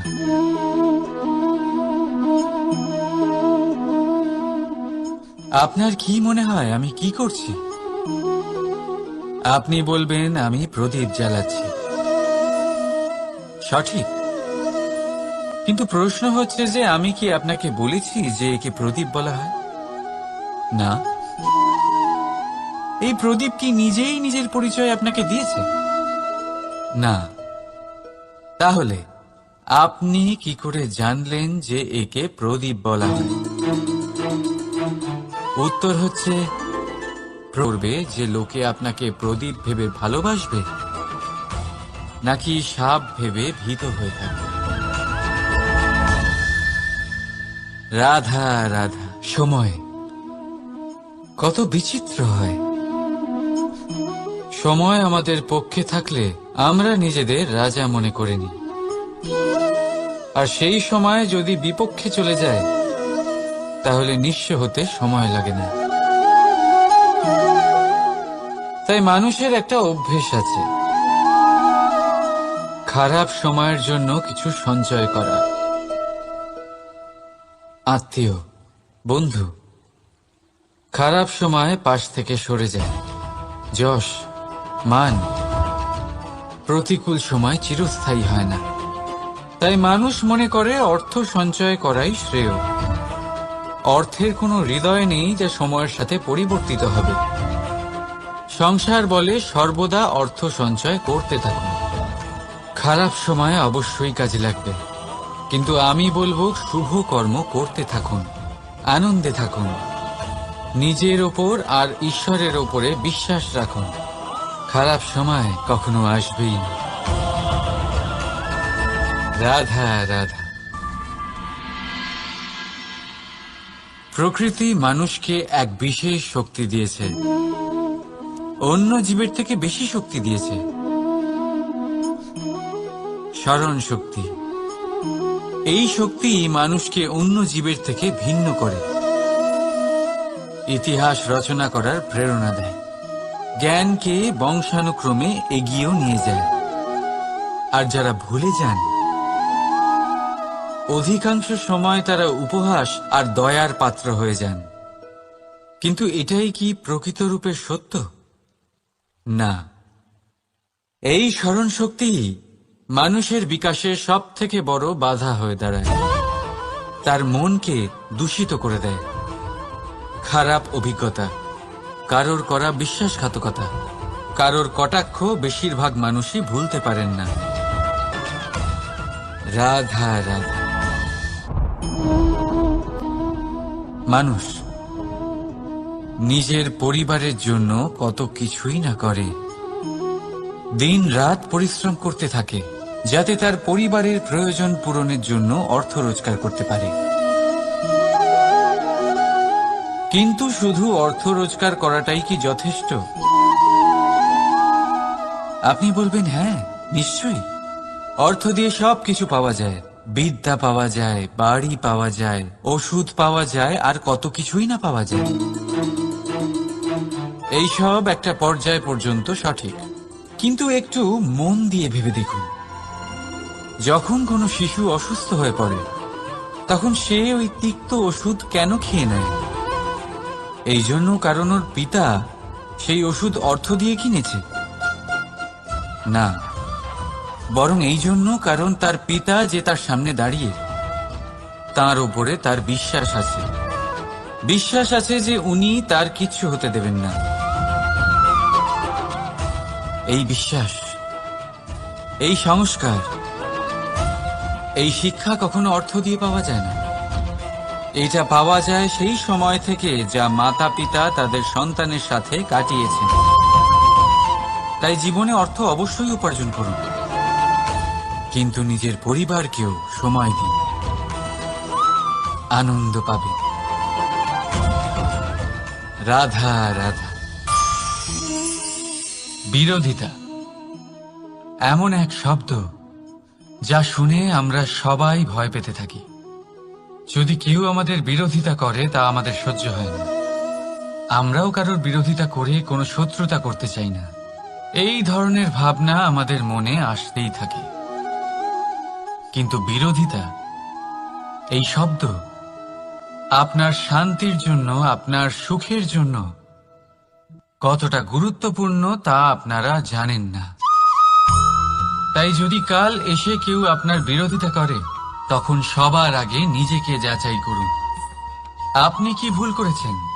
আপনার দোষ কি? নিজের মধ্যে কি ত্রুটি আছে সেটা বোঝার চেষ্টা করুন। নিজেকে সংশোধন করার চেষ্টা করুন, তারপর দেখুন বিরোধিতার এই আগুন আপনাকে স্বর্ণ থেকে কুন্দন বানিয়ে তুলবে। বলা হয় এই সংসারে খারাপ বেড়েই চলেছে, কিন্তু তার কারণ এ নয় যে খারাপ মানুষ বেড়ে চলেছে। তার কারণ হলো যে ভালো মানুষ, যাদের ভালো চিন্তা, ভালো বিচারধারা আছে, তারা খারাপের বিরোধিতা করতে পারে না। যদি আপনার সম্মুখে কোনো খারাপ কর্ম হয়, তাহলে তার বিরোধিতা করতে সংকোচ করবেন না, কারণ বিরোধিতার এই আগুন মন্দকে পিছুপা হতে অবশ্যই বাধ্য করে। রাধা রাধা। জীবনে আপনি এরকম মানুষও দেখবেন যারা এটা বলে, ভাবে, নিজেকেও বলে যে উনি সেই এমন ব্যক্তি যার মতো আমি হতে চাই। ঠিক আছে, কারোর থেকে প্রেরণা নেওয়াটা কোনো ভুল নয়, কিন্তু কখনো কখনো এই প্রেরণা গুরুত্বহীন হয়ে যায় আর আমরা শুরু করে দিই সেই ব্যক্তিকে নকল করতে। এখানেই থেমে যায় আমাদের উন্নতি। এবারে দেখুন, সংসারে শত কোটি রঙের ফুল আছে, কিন্তু তারা কখনো একে অপরকে নকল করে না। সময়কে ব্যবহার করুন নিজের অস্তিত্ব নির্মাণ করার জন্য, কারণ কারোর ছায়া হওয়ার থেকে ভালো আপনি কারোর জন্য প্রেরণা হয়ে উঠুন। রাধা রাধা। আমরা সকলে পাথুরে রাস্তা এড়িয়ে চলি, কারণ এই পথের পাথর আমাদের যাত্রা আরো কঠিন করে তোলে, আমাদের পা আহত করে দেয়। কিন্তু একটা গুরুত্বপূর্ণ কথা আমরা ভুলেই যাই, এই কঠিন পথই না শুধু আমাদেরকে নিজেদের দুর্বলতার সাথে পরিচয় করায়, বরং আমাদের শক্ত হওয়ার প্রেরণাও দিতে থাকে। সময়ের সাথে ঠিক এমনটাই হতে থাকে। সবাই ভালো সময়ের অপেক্ষা করতে থাকেন, ভালো সময়ের জন্য পরিশ্রম করেন, তার জন্যই চিন্তা করেন, কিন্তু ভুলে যান যে ভালো সময় বহুবার আমাদের বিবেক নষ্ট করে দেয়। সেখানেই খারাপ সময় আমাদের বুদ্ধিকে সঠিক পথে চালিত করে। রাধা রাধা। ঘোড়াকে যতই প্রশিক্ষণ প্রদান করুন, তার মুখে লাগাম তো পরাতেই হবে। একজন ভালো চালক সেই ঘোড়ার লাগাম মাঝে মাঝে টেনে ধরে, তাকে সঠিক পথে চালিত করতে, যাতে সেই ঘোড়া দিগ্ভ্রান্ত না হয়। এবার একটু ভাবুন, ঠিক এরকমই হয় আমাদের মন। যদি এটা বিবেকের লাগাম দিয়ে মাঝে মাঝে আমরা টেনে না ধরি, তাহলে আমাদের এই মন দিগ্ভ্রান্ত হতে পারে। আর যদি আপনি আপনার লক্ষ্যে পৌঁছতে চান, তখন মনের এই লাগাম মাঝে মাঝে আপনাকে অবশ্যই টেনে ধরতে হবে, কারণ বিবেকের এই পথ প্রদর্শনই আপনাকে ভালোভাবে আপনার লক্ষ্যে পৌঁছে দেবে। মনে রাখবেন আর আমার সাথে ভালোবেসে বলবেন, রাধা রাধা। আপনি কখনো জাঁতা কল দেখেছেন? তাতে গম পেশা হয়। গমকে এমন ভাবে পেশা হয় যাতে আমরা তা খেতে পারি, জীবিত থাকতে পারি। আর যদি আপনি মন দিয়ে দেখেন, তাহলে কলের নিচের অংশ কখনো ঘোরে না, শুধুমাত্র ওপরের অংশই ঘোরে। আর তবেই তা গম পিষতে পারে, আর তবেই রুটি তৈরি হতে পারে। কিন্তু ভেবে দেখুন, যদি কলের দুটো অংশই ঘুরতে থাকে তাহলে কি হবে? তা গম পেশার বদলে একে অপরকে পিষে নিজেদের অস্তিত্ব শেষ করে দেবে। তাই জীবনে কোনো কাজ যখন মন আর মস্তিষ্ক মিশিয়ে করা হয় তখনই তা সম্পন্ন হয়। কিন্তু যখন বিষয় হলো ভক্তির, তখন মস্তিষ্কের যুক্তির মৌন থাকা প্রয়োজন। আর যখন বিষয় হলো কর্ম আর ন্যায়ের, তখন মনের আবেগের মৌন থাকা প্রয়োজন। তাই মন আর মস্তিষ্কের এই সম্মিলনে সতর্ক থাকবেন। একসাথে অবশ্যই চলবে, কিন্তু একে অপরের বাধা যেন না হয়ে দাঁড়ায়। রাধা রাধা। আমি একটা এমন শব্দ যার অনেকগুলি মানে হয়, যার আসল অর্থ হল অহং। যদি আপনি কথা বলেন সৃষ্টির নির্মাণ নিয়ে, তাহলে আমি ব্রহ্মদেব হয়ে সৃষ্টির নির্মাণ করবে। যদি আপনি কথা বলেন প্রলয়ের, তাহলে সেই আমি মহাদেব হয়ে বিনাশ করবে। এই আমি সঙ্গতিপূর্ণ, কিন্তু শুধু ততক্ষণ যতক্ষণ আপনি এটা সবার সাথে ভাগ করছেন। কিন্তু আমরা বহুবার এর মানে বুঝতে পারি না। এই অহংকে সীমিত করে দিই একটা ব্যক্তি অবধি, শুধু নিজে। আর তখনই জেগে ওঠে অহংকার, যাতে প্রাধান্য পায় শুধুমাত্র আমি, আমরা নয়। আর একজন ব্যক্তি একা না উৎপাদন করতে পারে আর না করতে পারে সৃজন। এবারে দেখুন, বৃষ্টির এক ফোঁটা, তারও অস্তিত্ব আছে, কিন্তু তা ধরিত্রীতে পড়লেই সমাপ্ত হয়ে যায়। কিন্তু যখন ফোঁটাগুলি একসাথে পড়ে তখন শুরু হয় বর্ষা, আর তখনই তৈরি হয় ধারা। রাধা রাধা। বলুন, কি দেখতে পাচ্ছেন আপনি? আমার হাতের এই সাদা বস্ত্র, নাকি এতে লেগে থাকা এই কালো দাগ? এবারে সত্যি কথা বলতে কি, আপনার নজর সবার আগে এই কালো দাগের উপরে গেছে। ঠিক আছে, এমনই তো হয়। ভীষণ কম মানুষ থাকেন যারা ভাবেন কোনো ব্যক্তি ভীষণ পরিশ্রম করে এই বস্ত্র ধুয়েছেন, এটা শুকিয়েছেন। বেশিরভাগ মানুষের নজর যায় এই দাগের উপরে, ভাবেন যে এটা কি করে লাগলো। কিছুটা এরকমই হয় আমাদের ব্যক্তিত্বের সাথে। আমাদের শুভ কর্মের ওপরে আমাদের একটা খারাপ কর্ম ভারী মনে হয়। এবারে ভাবুন, যদি আমি চন্দ্রের কথা বলি, তাহলে তার শীতল আলো দেখার পূর্বে তার কলঙ্ক লক্ষ্য করেন, সেই চাঁদে লেগে থাকা কালো দাগ দেখে নেন। সেই জন্যই বিশেষ করে যারা শুধুমাত্র শুভ চিন্তা করেন আর উপকারী কর্ম যারা করেন, তাদের আমি বলবো সাবধানে থাকবেন। কারণ আপনার একটা খারাপ কর্ম চিরকালের জন্য উদাহরণ হয়ে দাঁড়াবে। রাধা রাধা। সাফল্য। যদি আপনাকে জীবনে সাফল্য পেতে হয়, তাহলে আপনি একাধিক মানুষ পাবেন যারা একাধিক উপায় বলবে আপনাকে সাফল্য পাওয়ার। দীর্ঘ সময় ধরে পরিশ্রম, চেষ্টা, নির্ধারণ, নিষ্ঠা এই বিষয়ে ভাষণ দিতে থাকবেন। একাধিক রকমের উদাহরণ আপনার সামনে তুলে ধরবেন। কিন্তু আমার এটা মনে হয়, আমরা কেন সেই বিষয়ে কথা বলি না যা মানুষকে অসফল করে তোলে?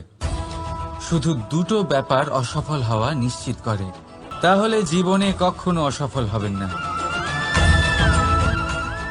রাধা রাধা। আপনি অনেককে এই কথা নিশ্চয়ই বলতে শুনেছেন, এই ব্যক্তির দৃষ্টিতে দম্ভ আছে, এই ব্যক্তির চোখের ওপর অহংকারের পর্দা পড়ে আছে, ইত্যাদি ইত্যাদি। চলুন আমি আপনাকে একটা প্রশ্ন করছি, আপনি দেখেন কি দিয়ে? দৃষ্টি দিয়ে নাকি দৃষ্টিভঙ্গির সাহায্যে? ভাবুন। চিন্তায় পড়ে গেলেন নিশ্চয় পরিচয়ের সাথে সাক্ষাৎ করেন। উদাহরণ হিসেবে চন্দ্র। চন্দ্র আমরা সবাই দেখেছি। বহু মানুষ আছেন যাদের চন্দ্র অত্যন্ত সুন্দর লাগে। পাথরকে ভগবান ভেবে পুজো করবেন নাকি ভগবানকে পাথর ভেবে পরিত্যাগ করবেন? সিদ্ধান্ত আপনার, কিন্তু এই সিদ্ধান্ত নির্ভর করে আপনার দৃষ্টিভঙ্গির ওপর। তাই নিজের দৃষ্টিভঙ্গি শুভ রাখুন, নিজের দৃষ্টিভঙ্গিতে ভালোবাসা রাখুন, আর আনন্দে বলুন রাধা রাধা। বড় বড় রাজমহলের বড় বড় ইমারতের চূড়া কত সুন্দর হয়,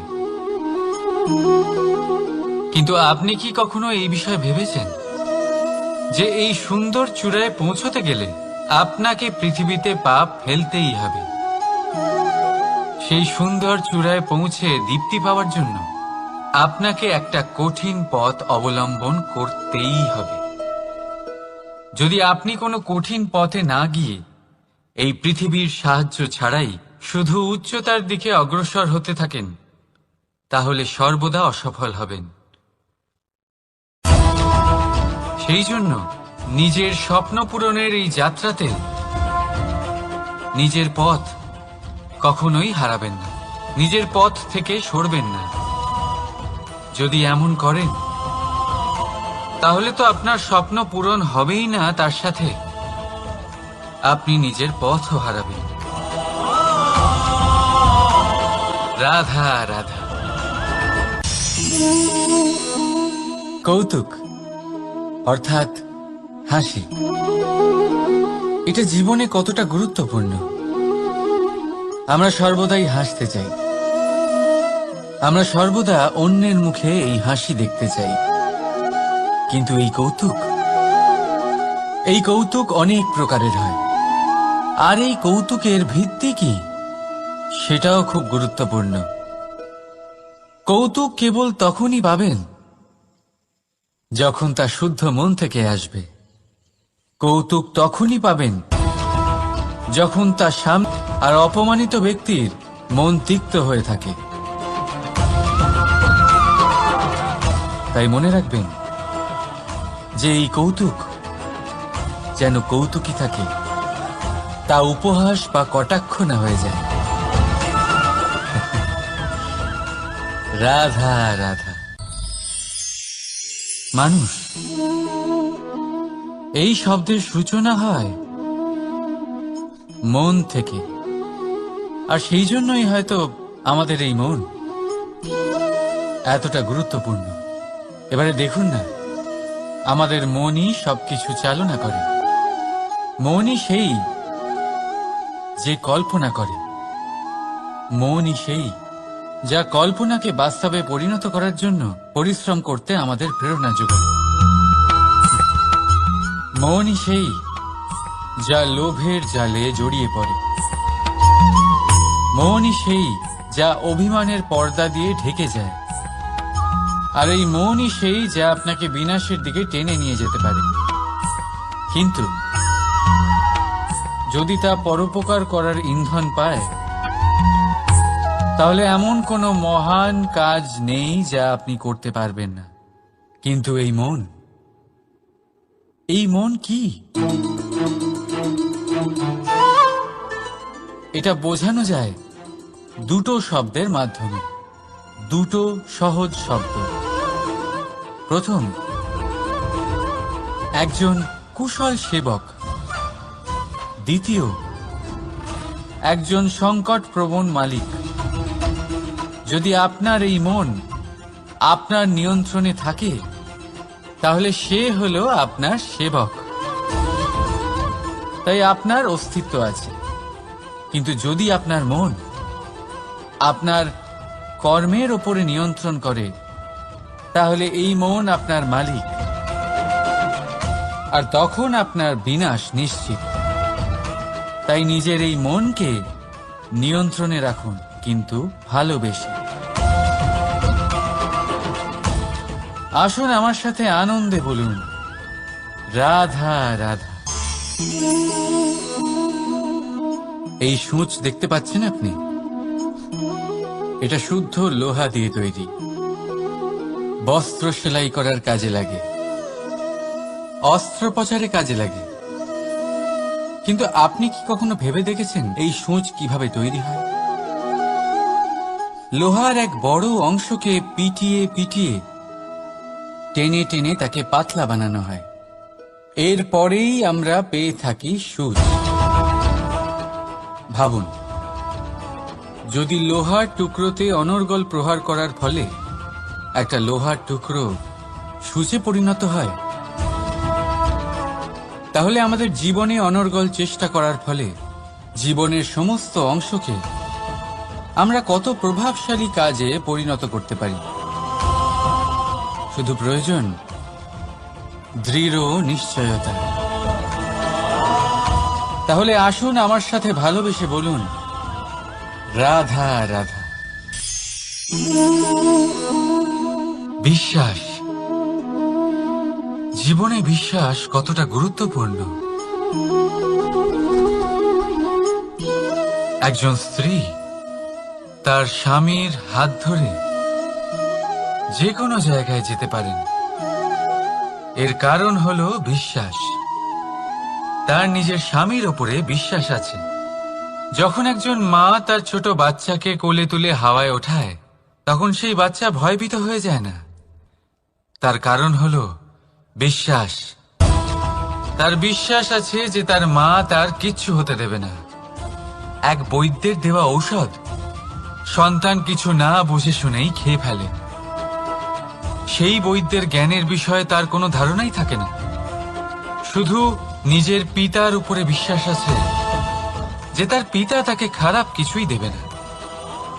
যখন এই সংসারের প্রতিটা বন্ধন বিশ্বাসের উপরে দাঁড়িয়ে আছে, তাহলে কেন এই বিশ্বাসকে আমরা জীবনে আনতে পারি না? আপনি নিজেই দেখুন, এই বিশ্বাস নিজের জীবনে এনে দেখুন, সবকিছু আরো সুন্দর হয়ে যাবে। তাই ভালোবেসে বলুন, রাধা রাধা।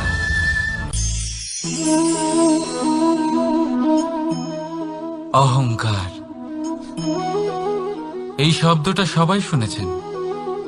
বহু মানুষকে আপনি এটা বলতে শুনেছেন যে ওই ব্যক্তির অহংকার আছে, ওই মানুষটির ক্ষমতার অহংকার আছে, ওই ব্যক্তির নিজের রূপ নিয়ে অহংকার আছে, ওই ব্যক্তির নিজের অর্থের অহংকার আছে, ইত্যাদি ইত্যাদি। কিন্তু এই অহংকার, এর অস্তিত্ব হয় কি করে? এবারে একবার এই হাতটা দেখুন।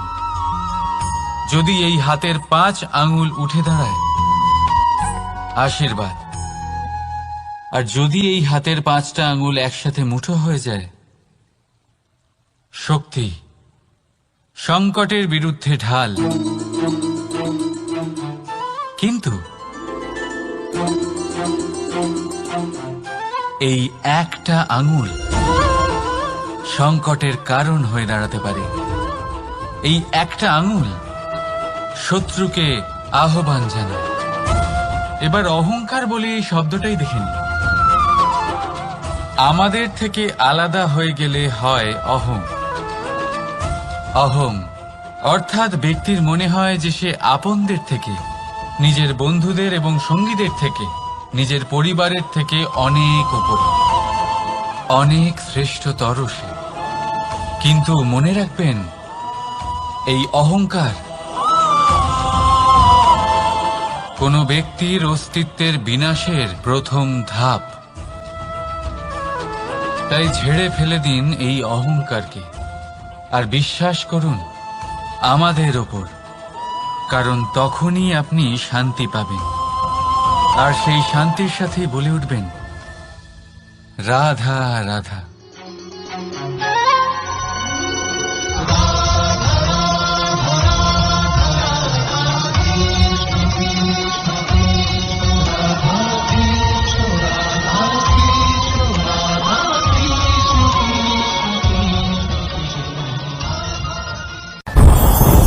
ওমা, এ কি? আমি কখন থেকে এখানে অপেক্ষা করছি, হাত পেতে দাঁড়িয়ে রয়েছি যাতে একটা ফল আমার হাতে এসে পড়ে এবং সেটা আমি খেতে পারি। কখন থেকে অপেক্ষা করছি, কিন্তু সেটা হচ্ছেই না। এবার আপনি বলবেন যে এসব কি বলছি, এ কি অদ্ভুত কথা বলছি। যদি ফল খেতে হয় তাহলে আমাকে বৃক্ষে চড়তে হবে, ফলের কাছে পৌঁছতে হবে, তবেই তো ফল পাবো। এবারে এটা অত্যন্ত সহজ ব্যাপার, কিন্তু এই বিষয়টা আপনি নিজের জীবনের প্রসঙ্গে ভেবে দেখুন।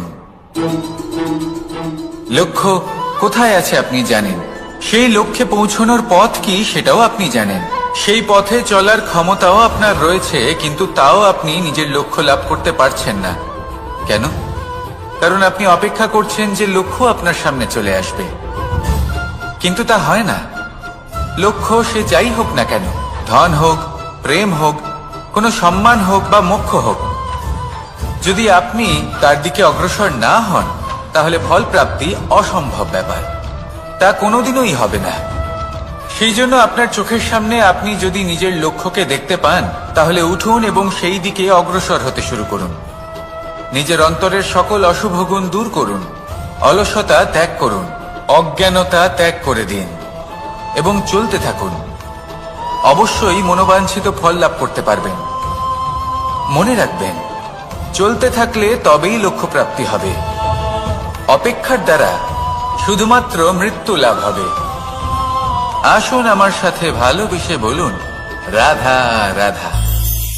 পাখি কখন জন্ম নেয়, কখন উড়তে শেখে, কখন বাসা বানাতে শেখে, কখন নিজের মৃত্যু লাভ করে, এসব আমাদের মধ্যে কেউ জানি না। কিন্তু পাখি একটা কথা খুব ভালো করে জানে, যে এই সংসারে ও যা কিছুই করুক না কেন, এই সংসারে ওকে নিয়ে কিচ্ছু যায় আসে না। এবার আমরা কি করি? কোনো কাজ করার আগে আমরা এটা ভাবি যে এই সংসার যদি আমাকে দেখে ফেলে তাহলে কে জানে এই সংসার কি ভাববে, আমার প্রতিচ্ছবি কেমন তৈরি হবে কে জানে, কে জানে কি হবে আদি ইত্যাদি। এই সব ভাবনায় আমরা মগ্ন হয়ে যাই। কিছুটা এমন ভাবে মগ্ন হই যে বর্তমানের কর্মের এই জীবনের যাত্রাপথে সেই সময়ের আনন্দ উপভোগ করতে ভুলে যাই। এবার দেখুন একটা পাখি কি করে, ওর কর্ম হলো গান গেয়ে চলা। ওই পাখি গেয়ে চলে, কেউ ওর গান শুনুক বা না শুনুক, কেউ আদৌ শুনছে কিনা সেই বিষয়টা নিয়ে সেই পাখির কিছুই যায় আসে না। সেই পাখি নিজের কর্ম করতে থাকে। হয়তো সেই জন্যই আপনি কখনো কোনো পাখিকে কাঁদতে দেখবেন না। এরকমই আপনাকে নিজেকে গড়ে তুলতে হবে। প্রথমে নিজেকে জিজ্ঞেস করুন, এই যে কর্ম আমি করতে চলেছি সেটা কি উচিত? যদি আপনার মনে হয় সেটা উচিত তাহলে সেটা প্রমাণ করুন। এটা ভাববেন না যে এই সংসার কি ভাববে। আসুন আর আমার সাথে ভালোবেসে বলুন, রাধা। বনের মধ্যে যদি আপনি কোনো বিষাক্ত সাপ দেখেন তাহলে কি করবেন? আপনি তখনই তার থেকে দূরে পালাতে চেষ্টা করবেন। আর এটা কেন করবেন? নিজের রক্ষার্থে। এই কথা আমি নয় মেনে নিলাম, কিন্তু নিজের জীবনে এটা করেন না কেন? আপনি যেখানেই যান, যে স্থানেই যান না কেন, প্রত্যেক সময় প্রত্যেক মুহূর্তে এমন বিষাক্ত সাপ আপনি অবশ্যই খুঁজে পাবেন। আর সেই সাপ নয় যাদের আপনি বনে খুঁজে পাবেন, এরা হলো সেই সাপ যা আপনাকে পাপ করতে বাধ্য করবে।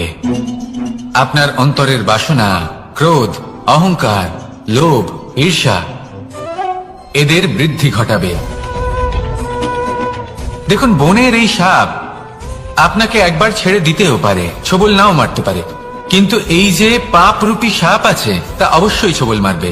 কর্ম যদি করেন তাহলে অবশ্যই ফল পাবেন। সেই জন্য যখনই কোথাও যাবেন, যদি এমন কাউকে দেখেন, যদি এমন কিছু দেখেন যে আপনাকে পাপ করতে বাধ্য করছে, তাহলে সেই মুহূর্তে সেখান থেকে পালিয়ে যান।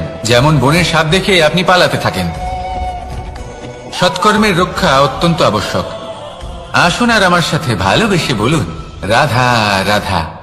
যদি কোনো সিংহ বানরের মতো গাছে চড়তে চেষ্টা করে তাহলে কি হবে? একটা মাছ যদি মাটিতে হাঁটতে চেষ্টা করে তাহলে কি হবে? তারা বিফলই হবে। কিন্তু এরকম কেন হয়? তার কারণ হলো প্রকৃতির রচনা কিছুটা এরকম। এখানে প্রত্যেকটি ব্যক্তিকে, প্রত্যেকটি প্রাণীকে আলাদা আলাদা গুণের অধিকারী করা হয়েছে এবং সকলকে একটা সীমাও প্রদান করা হয়েছে। এবার এই যে বৃক্ষ, পশু, পাখি, এদের মধ্যে সেই ক্ষমতাই নেই যে এরা নিজেদের যাচাই করতে পারবে, নিজেদের সীমাগুলো বুঝতে পারবে, নিজেদের সদ্গুণগুলো চিনতে পারবে। এরা সেটা করতে পারবে না। কিন্তু মানুষ তো আলাদা। মানুষের কাছে সেই বিশেষ শক্তি আছে যে তারা পূর্ণরূপে নিজেদের যাচাই করতে পারবে, নিজেকে পূর্ণরূপে বুঝতে পারবে, নিজের দোষ, নিজের অপগুণ, নিজের সদ্গুণ, নিজেদের সীমাগুলো তারা বুঝতে পারবে। আর এটা অত্যন্ত গুরুত্বপূর্ণ। কথায় আছে যে যদি সাফল্য লাভ করতে হয় তাহলে নিজেকে যাচাই করে নিতে হবে। তাই নিজেকে যাচাই করুন, নিজের সাথে পরিচিত হয়ে যান এবং জীবনে কর্ম করতে থাকুন। সাফল্যের শিখরে অবশ্যই পৌঁছে যাবেন। আর ওখানে যদি যান তাহলে এই মন প্রসন্ন হয়ে অবশ্যই বলবে, রাধা রাধা। অন্ধকারাচ্ছন্ন রাত্রি যদি এসে থাকে তাহলে আলোকিত প্রকাশ নিয়ে সূর্যও অবশ্যই আসে। রোগ যদি এসে থাকে তাহলে তার ওষুধও অবশ্যই আসে। সমস্যা যদি আসে তাহলে সেই সমস্যার সমাধানও নিজে থেকেই আমাদের কাছে চলেই আসে। এই সংসার, এই জীবনের শুধুমাত্র একটাই নিয়ম আছে, আর তা হলো এটাই, এই সংসার হলো একটা চক্রের মতো। এতে শাশ্বত বলে কিছু নেই, নিত্য বলে কিছু নেই। আর যা কিছুই রয়েছে সব বদলাতে চলেছে। যদি আপনার জীবনে দুঃখ থাকে, সমস্যা থাকে, যদি আপনি বিপদ দ্বারা আচ্ছন্ন, তাহলে মনে রাখবেন সবকিছু বদলে যেতে চলেছে। দুঃখের সময় কাঁদবেন না, মনকে আরো দুঃখী করে তুলবেন না, কারণ এখানে যা কিছুই এসেছে তা যাওয়ার জন্যই এসেছে। তাহলে এত চিন্তা কিসের? আনন্দ সহকারে জীবন যাপন করুন আর আমার সাথে ভালোবেসে বলুন, রাধা রাধা। রাত্রিবেলায় যখন আলোকিত জোনাকিদের দেখেন তখন মন প্রসন্ন হয়ে ওঠে। এদের দেখতে খুবই সুন্দর লাগে। আর এমন ঠিক কেন হয়? প্রথম হলো এটাই যে রাতের বেলায় চতুর্দিক অন্ধকারাচ্ছন্ন থাকে। এমত অবস্থায় যদি আমরা কোথাও একটু প্রকাশ দেখি তাহলে সেটাই আশার কিরণের ন্যায় মনে হয়। সেই প্রকাশই আমাদের মন প্রসন্ন করে তোলে। আর সেই জন্য যে সকল মানুষ রাতের বেলায় কোনো জোনাকি দেখতে পান তারা প্রসন্ন হয়ে যান। এবার কখনো কখনো জীবনে আমাদের মনে হয় যে চতুর্দিকে শুধুমাত্র অন্ধকারই হয়ে আছে। প্রত্যেকেরই তা কখনো মনে হয়। আর তখনই আমাদের নিরাশ হলে চলবে না, আমাদের দুঃখী হলে চলবে না।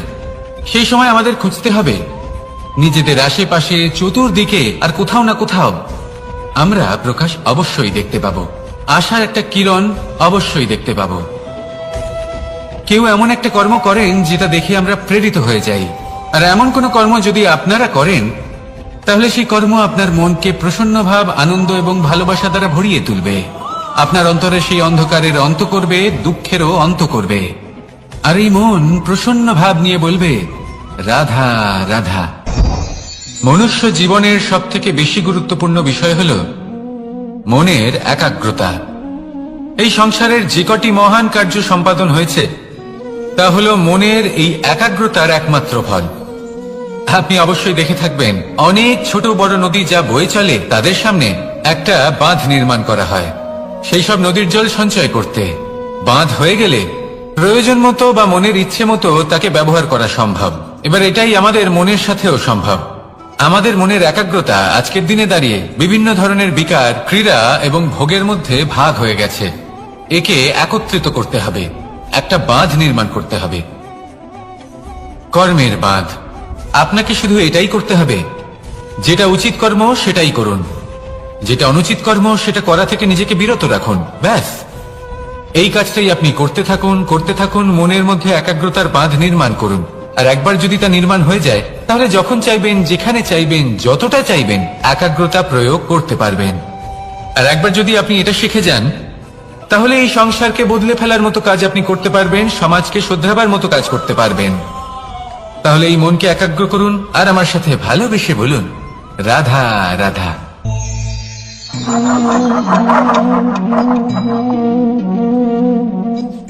কোন ব্যক্তিকে নিশ্চয়ই দেখেছেন যিনি নিজে কাঠ কাটার এই কাজে নিপুণ এবং অভিজ্ঞ। এবার আপনারা দেখবেন যে তার মনোযোগ সমস্ত কাঠের ওপর থাকে না, তার মনোযোগ থাকে শুধুমাত্র একটা কাঠের ছোট্ট একটি অংশের উপর। যেখান থেকে তার টুকরো করা হচ্ছে। কিন্তু সেটা উনি কেন করেন? যদি এটা উনি না করেন তাহলে সেই কাঠ সঠিক পদ্ধতি এবং তাড়াতাড়ি কাটা যাবে না। জীবনেও তাই হয়ে থাকে। আপনি হয়তো কোনো লক্ষ্য স্থির করেছেন বা পথ নির্বাচন করেছেন বা কাজ স্থির করেছেন যেটা আপনি করেই ছাড়বেন। তাহলে নিজের সম্পূর্ণ মনোযোগ শুধুমাত্র তার উপর কেন্দ্রীভূত করুন। যদি আপনার মন এদিক ওদিক তাকাতে থাকে, অস্থির হয়ে পড়ে, বিচলিত হয়ে পড়ে, যদি তা হয়ে থাকে তাহলে আপনি অবশ্যই অসফল হবেন। তাই কর্মঠ থাকুন, নিরন্তর কর্ম করতে থাকুন এবং পূর্ণ মনোযোগ দিয়ে নিজের কাজ করুন। নিজের পথে অগ্রসর হন বা নিজের লক্ষ্য প্রাপ্ত করতে চেষ্টা করুন। তারপর দেখুন কি হয়, কিভাবে উচিত পথে এবং তীব্র গতিতে আপনার লক্ষ্য আপনার কাছেই পৌঁছে যায়। আর আপনার এই মন প্রসন্ন হয়ে বলে, রাধা রাধা। কখনো কোনো নদীকে দেখেছেন? একই আকার, একই স্থান, শুধু প্রবাহিত হতে থাকে। এর মধ্যে কখনো কোনো অপদ্রব্য ফেলে দেখুন, দেখবেন সেটা বেশিক্ষণ সেখানে থাকে না। সেটা নদীর সাথে বইতে থাকে আর বয়ে যেতে যেতে সাগরে সমাহিত হয়ে যায়, আর শেষ পর্যন্ত সাগর সেটাকে তটে ফেলে দেয়। কিছুটা এমন হওয়া উচিত আমাদের বিচারধারাও। এক স্থানে তা স্থগিত হওয়া উচিত নয়, এটা সবসময় প্রবাহমান হওয়া উচিত। তবেই আমাদের চেতনা, আমাদের মূল্যবোধ এবং আমাদের স্মৃতি, এই তিনটি শ্রেষ্ঠ থাকবে। আর এটাই হলো পুকুর এবং নদীর মধ্যে পার্থক্য।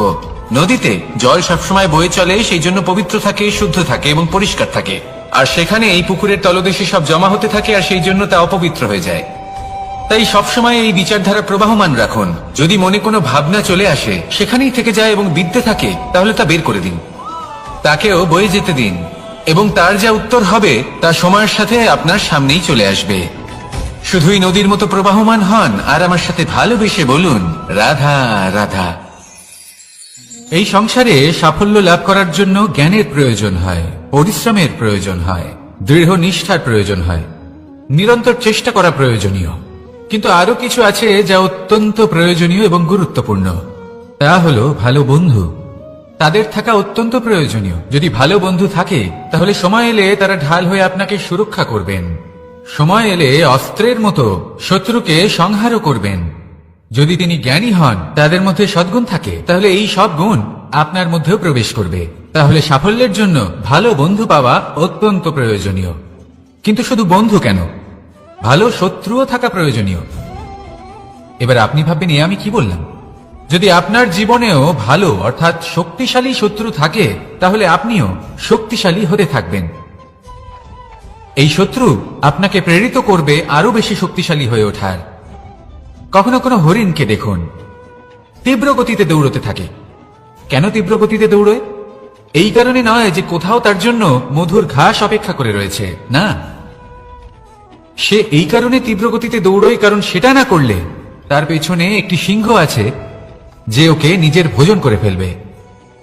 তাই জীবনে বিপদ, সংকট, এই সবকিছুও হলো অত্যন্ত গুরুত্বপূর্ণ।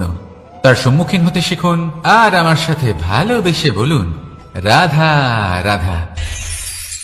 আমরা সবাই ফল খাই, কিন্তু আমাদের সেই ফলই প্রিয় হয় যে পরিপক্ক হয়ে ওঠে, যেটা নম্র হয়, আর যে ফল অনেক বেশি মিষ্টি আর সুস্বাদু হয়ে থাকে, যাদের রঙে বাহার দেখা যায়। সেইভাবে জীবনে আমরা নানান মানুষের সাথে পরিচিত হই, কিন্তু সেই মানুষই আমাদের মন ছুঁয়ে যায় যারা বিনম্র স্বভাবের, যাদের বাণী খুব মধুর, যাদের অন্তরে আত্মবিশ্বাসের একটা তেজ, একটা রং দেখা যায়। এবার এমন ব্যক্তি আমরা কি করে হব? ঠিক সেইভাবেই যেমন একটা ফল রোদ, বর্ষা, শীত, বায়ু, এই সকল সংকটময় পরিস্থিতির সম্মুখীন হয়ে পরিপক্ক হয়ে ওঠে, সেইভাবেই মানুষ সংকটময় পরিস্থিতির সম্মুখীন হয়ে পরিপক্ক হয়ে ওঠেন। যদি এই সংকটের সম্মুখীন হন তাহলে অভিজ্ঞ হবেন, আর এই অভিজ্ঞতাই শিক্ষা দিয়ে যাবে। এই অভিজ্ঞতা আমাদের শিখিয়ে দেয় যে আমাদের বিনম্র থাকতে হবে। অহংকার করে কোনো লাভ নেই। মধুর বাণীর যে কি মূল্য তা আমরা শিখতে পারি। এই অভিজ্ঞতাই আমাদের বুঝিয়ে দেয় যে উচিত অনুচিত কোনটা, আমাদের দৃষ্টিভঙ্গি তৈরি করে, আর এই দৃষ্টিভঙ্গি দ্বারা আত্মবিশ্বাস জাগ্রত হয়। সেই জন্য জীবনে কখনো বিপদ থেকে দূরে পালাবেন না, সেগুলোর সম্মুখীন হন, অভিজ্ঞতা লাভ করুন, তার থেকে শিক্ষা লাভ করুন, এইভাবেই পরিপক্ক হবেন। আসুন আমার সাথে ভালোবেসে বলুন, রাধা রাধা। ধন সঞ্চয় করা সম্ভব, আর সেই জন্য ধন সব থেকে বেশি মূল্যবান সম্পত্তি নয়। এবার আপনি বলবেন, এ আমি কি বলছি? এই ধন খুব মূল্যবান, আমরা সকলে অর্জন করতে ব্যস্ত। সেটা এই কারণে, কারণ আপনারা জানেন না এই সংসারের সব থেকে বেশি মূল্যবান সম্পত্তি কি। এ হলো সেই সম্পত্তি যা কখনো সঞ্চয় করা সম্ভব নয়। আপনার কাছে যতই ধন থাকুক তা দিয়ে আপনি স্বাস্থ্য লাভ করতে পারেন, বাড়ি কিনতে পারেন, আদি ইত্যাদি, কিন্তু আপনি যতই ধনী হন না কেন ফেলে আসা দিনের একটা মুহূর্ত আপনি লাভ করতে পারবেন না। এই একটা মুহূর্ত, এই সময়, এটাই হলো সংসারের সব থেকে মূল্যবান সম্পত্তি। একবার চলে গেলে তা কখনোই ফিরে আসে না। আর এই মুহূর্ত যতই চলে যাক না কেন, আমরা স্মৃতির মাধ্যমে সেগুলি যাপন করতে পারি, তার আনন্দ উপভোগ করতে পারি। আর যার সাথে আমরা সময় অতিবাহিত করেছি তার স্মৃতিতে আমরা চিরকাল জীবিত থাকতে পারি। সেই জন্য সময় সব থেকে মূল্যবান সম্পত্তি, তাকে এইভাবে নষ্ট করবেন না। প্রত্যেকটা মুহূর্ত উপভোগ করুন, আনন্দ করুন, আর ভালোবেসে বলুন রাধা রাধা। কনক, কি সুন্দর একটা শব্দ। এর অনেকগুলো রূপ রয়েছে, অনেকগুলো অর্থও রয়েছে। প্রথম অর্থ হলো স্বর্ণ, অর্থাৎ সম্পত্তি। দ্বিতীয় অর্থ ধুতুরা, অর্থাৎ গাছের ছোট একটা বীজ, যা কিনা অত্যন্ত শক্তিশালী হয়। যদি বেশি মাত্রায় এর প্রয়োগ করা হয় তাহলে এটা বিষময় হয়ে উঠতে পারে। এই হলো সেই ধুতুরা যার প্রয়োগ মহাদেবের পুজোতে করা হয়। এবার প্রশ্ন হলো এটাই যে এই স্বর্ণ এবং এই ধুতুরার মধ্যে মিল কি রয়েছে। মিল হলো এটাই যে এই দুটোই মানুষকে মত্ত করে তোলে। ধুতুরা মানুষকে তখন মত্ত করে যখন তাকে সেবন করা হয়, কিন্তু স্বর্ণ, ধন, সম্পত্তি, মানুষ এটা যতটাই অর্জন করে নেয় সেটাই যথেষ্ট। এই স্বর্ণ মানুষের ভাবনা চিন্তা করার ক্ষমতাকে বশ করে ফেলে। মানুষ সম্পত্তির লোভে মত্ত হয়ে ওঠে, কারণ যে যত চমৎকারী, যতটা অমূল্য হয় তাকে সামলানো কিন্তু ততটাই কঠিন, তাই না?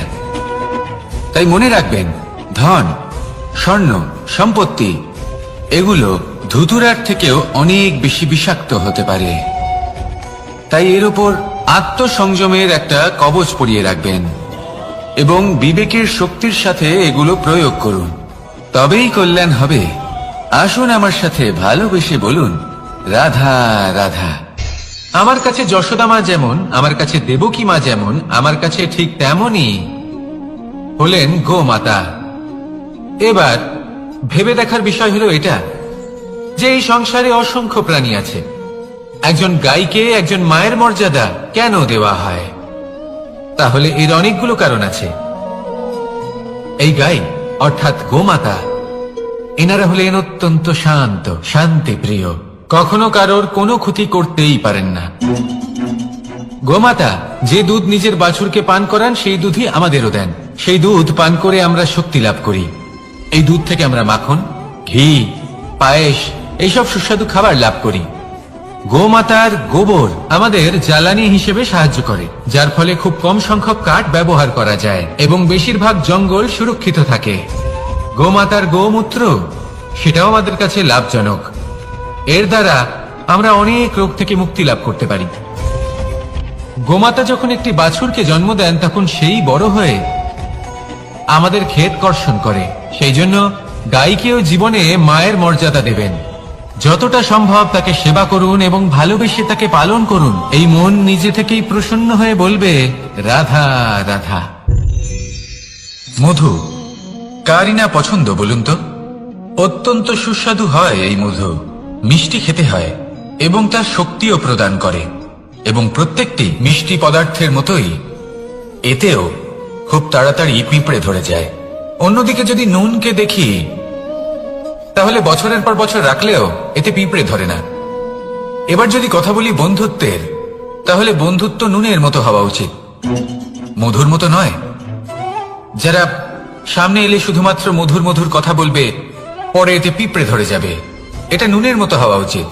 প্রকৃত বন্ধু হলো সে যে সময় এলে পরে আপনার সামনে আপনার প্রকৃত সত্য তুলে ধরবে, তা সে যতই কঠিন হোক না কেন। আপনার দোষ, আপনার অপগুণ, আপনার খামতি আপনাকে বলতে পারবে, যাতে আপনি সেগুলো শুনে মেনে নিয়ে তারপর নিজেকে শুধরোতে পারেন। এটাই হলো প্রকৃত বন্ধুত্ব।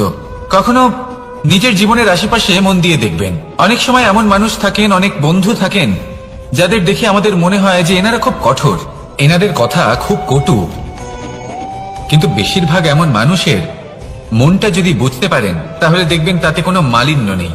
এনাদের মন অত্যন্ত পবিত্র হয়। যদি আপনার জীবনেও এমন কোনো ব্যক্তি থেকে থাকে, এমন বন্ধু থাকে, তাহলে তাদের আগলে রাখুন আর আমার সাথে ভালোবেসে বলুন, রাধা রাধা। যতক্ষণ আমরা এই সংসারে জীবিত ততক্ষণ আমাদের সাথে সবকিছু থাকে। আমাদের ধন, সুখ স্বাচ্ছন্দ্য, আমাদের মিত্রগণ, আমাদের পরিবার, এই সমাজ, এই সবকিছু আমাদের সাথে থাকে। যেদিন আমরা এই সংসারকে ত্যাগ করব, এদের মধ্যে কেউ আমাদের সাথে যাবে না। না ধন, না স্বাচ্ছন্দ্য, না সম্পত্তি। এই সকল মানুষ, এই সমাজ, এরা শুধুমাত্রই শ্মশান পর্যন্ত আমাদের সাথে থাকতে পারবেন। তারপরে যদি আমাদের সাথে কিছু যেতে পারে তাহলে তা শুধুই আমাদের ধর্ম। আর এই সংসারে আমরা নিজেদের যে সুনাম রেখে যাই সেটা সম্ভব শুধুমাত্র কর্মের দ্বারা।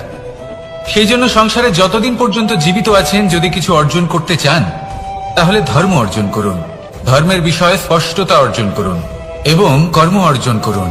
এটাই হবে আপনার অতীত এবং এটাই হবে আপনার ভবিষ্যৎ, এবং এটাই সকলকে প্রেরণা প্রদান করবে।